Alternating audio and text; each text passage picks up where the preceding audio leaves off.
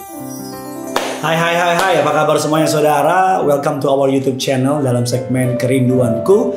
Kerinduan kami saudara semuanya diberkati. Kerinduan kami saudara boleh mengalami kasih, anugerah, kebaikan dari Bapa di dalam kerajaan surga. Mari sama-sama kita mau tundukkan kepala, kita bersatu dalam doa.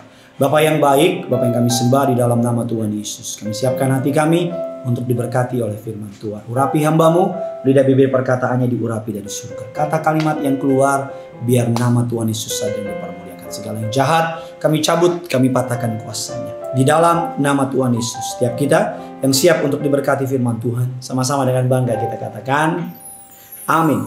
Hari ini kita akan membahas sebuah tema yang memberkati saya, yaitu The Believer Greatest Desire, atau kerinduan terbesar orang percaya. Setiap kita pasti punya kerinduan. Ada orang yang rindu ingin punya anak, ada orang yang rindu ingin punya rumah yang baik, rindu punya pekerjaan, rindu punya whatever it is. Setiap kita punya kerinduan. Kalau hari ini Tuhan tanya sama saudara, what is your greatest desire? Apa sih kerinduan terbesar saudara? Banyak orang berpikir kerinduan terbesar mereka adalah mencapai kehidupan ekonomi yang mapan. Mereka berpikir kalau saya kaya, kalau saya hidupnya bergelimbang harta, uang saya banyak, maka saya pasti akan menjadi orang yang paling bahagia dan sebagainya. Firman Allah mengatakan bahwa suatu hari Yesus didatangi oleh seorang keluarga yang bertanya, ada seorang temannya atau keluarganya yang tidak mau berbagi harta warisan kepada dia. Dan Yesus berkata kepadanya di dalam Lukas 12 ayatnya yang ke-15, katanya kepada mereka, berjaga-jagalah dan waspadalah terhadap segala ketamakan. Sebab walaupun seorang berlimpah-limpah hartanya, dengar baik, walaupun seorang orang berlimpah-limpah hartanya, hidupnya tidak tergantung daripada kekayaannya itu. Yesus melanjutkan dengan sebuah perumpamaan, orang yang memiliki tanah yang berlimpah-limpah hasilnya, dikumpulkan semuanya, dia rombak lumbung-lumbungnya dan mendirikan yang lebih besar dan menyimpan semua barangnya di sana. Dan orang kaya itu berkata kepadanya, jiwaku ada padamu banyak barang, tertimbun untuk bertahun-tahun lamanya, beristirahatlah, makanlah, minumlah, dan bersenang-senanglah. Ayat yang ke-20, tetapi firman Allah kepadanya, hai engkau orang bodoh, pada malam ini juga jiwamu akan diambil daripadamu. Dan apakah yang telah kau sediakan? Untuk siapakah itu nanti? Ayat 21 sebuah peringatan buat kita. Demikian jadinya dengan orang yang mengumpulkan harta bagi dirinya sendiri, jikalau ia tidak kaya di hadapan Allah. The greatest desire bukan menjadi, it is not the economic desire. Bukan bicara mengenai ekonomi atau kerinduan ekonomi. Saya percaya ikut Tuhan pasti diberkati. Saya percaya ikut Tuhan, Tuhan janji kita nggak akan kekurangan segala yang baik. Saya percaya ikut Tuhan, Tuhan akan pelihara kita. Tapi saya juga percaya ikut Tuhan bukan berarti semua orang pasti jadi orang kaya. Ikut Tuhan bukan berarti semua orang punya mobil 20, rumah 25, dan kaya raya dan sebagainya. Tapi saya percaya lebih dari segalanya, Tuhan mau saudara dan saya kaya dalam hati, kaya dalam iman, kaya dalam sikap, tutur kata, dan perbuatan. Firman Allah mengatakan ayat 22, 23, 26 mengatakan demikian. Dan apabila yang maha kuasa menjadi timbunan emasmu dan kekayaan perakmu, maka sungguh-sungguh engkau akan bersenang-senang karena yang maha kuasa dan akan mengenada kepada Allah. Fokusnya bukan kepada berkatnya atau harta, tapi sang pemberi berkat, yaitu Tuhan. Memang dalam Alkitab ada 16 dan 38 kali perumpamaan bicara mengenai uang. Ayat tentang doa 300 kali, ayat tentang iman 500 kali, ayat tentang harta lebih dari 2000 kali. Artinya Tuhan ingin saudara dan saya memiliki kerinduan lebih dari mengenai harta. 1 Timotius 6 ayat yang ke-9 mengatakan, tetapi mereka yang ingin kaya terjatuh ke dalam pencobaan, ke dalam jerat, ke dalam berbagai-bagai nafsu yang hampa dan mencelakakan, yang menenggelamkan manusia ke dalam keruntuhan dan kebinasaan. Beberapa tokoh ternama di dunia, W.H.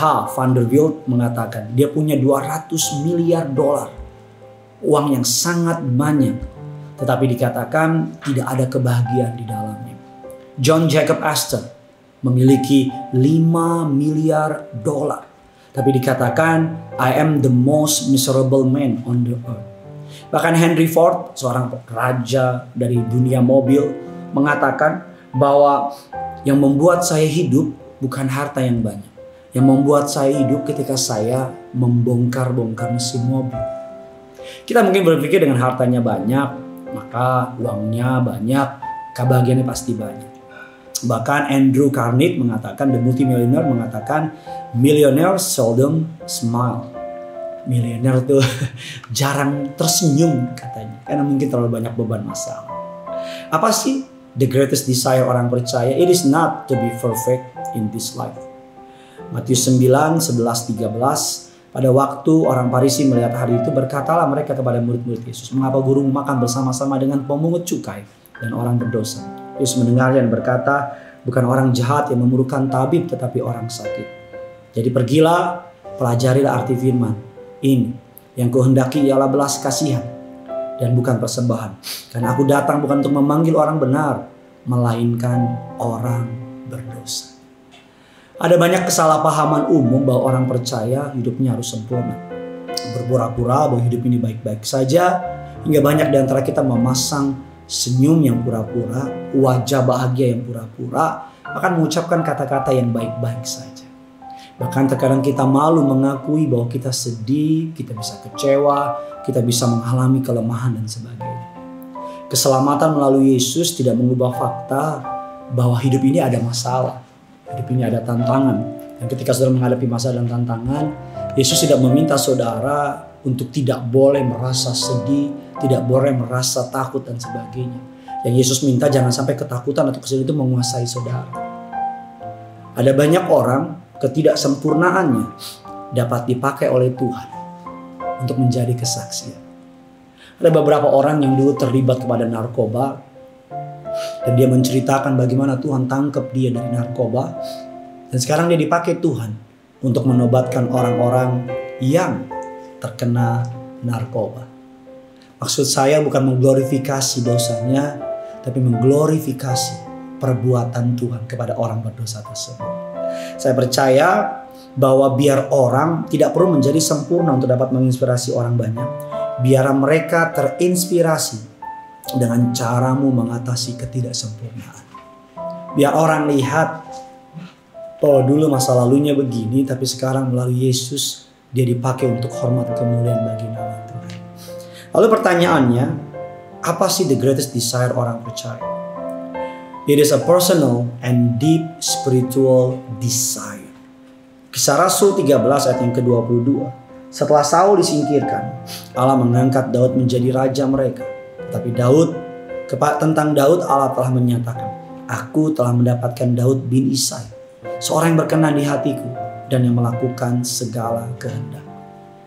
Daud bukan orang yang dibanding Yusuf, dibanding Musa, dibanding para hamba-hamba Tuhan yang lain. Mungkin Daud kelihatannya paling banyak melakukan kesalahan. Tetapi Alkitab mengatakan Daud berkenan di hadapan Allah. Mengapa Daud berkenan di hadapan Allah? Kata kunci di Mazmur 51 atau Mazmur 42 ayat yang kedua dan ketiga. Seperti rusa yang merindukan sungai yang berair, demikian jiwaku merindukan Engkau ya Tuhan.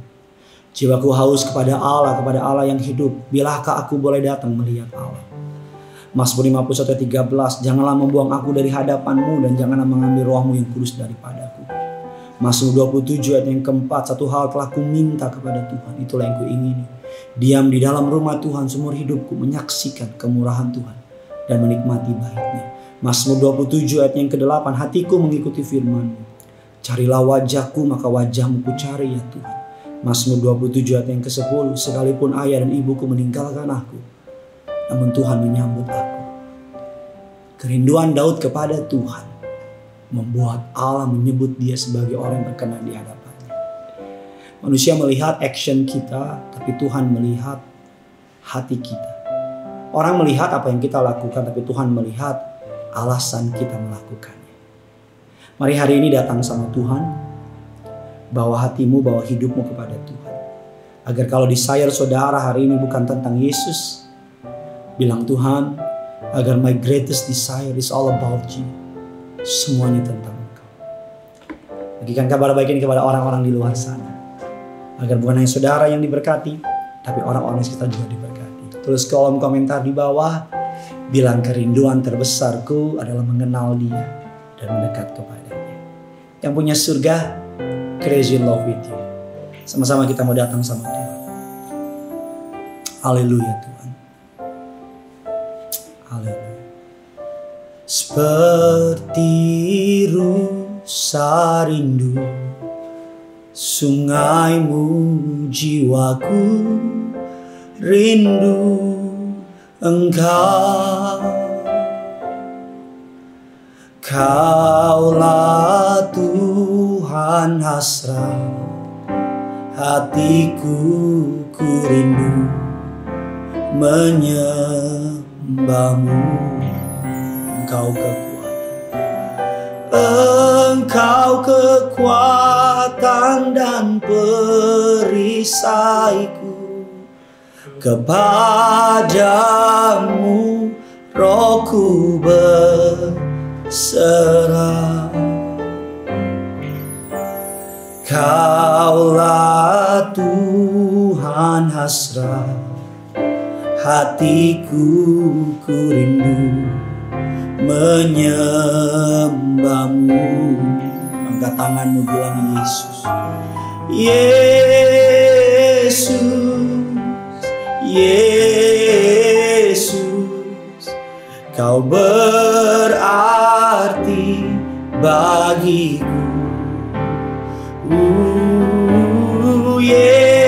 Yesus, Yesus, Kau segalanya bagiku.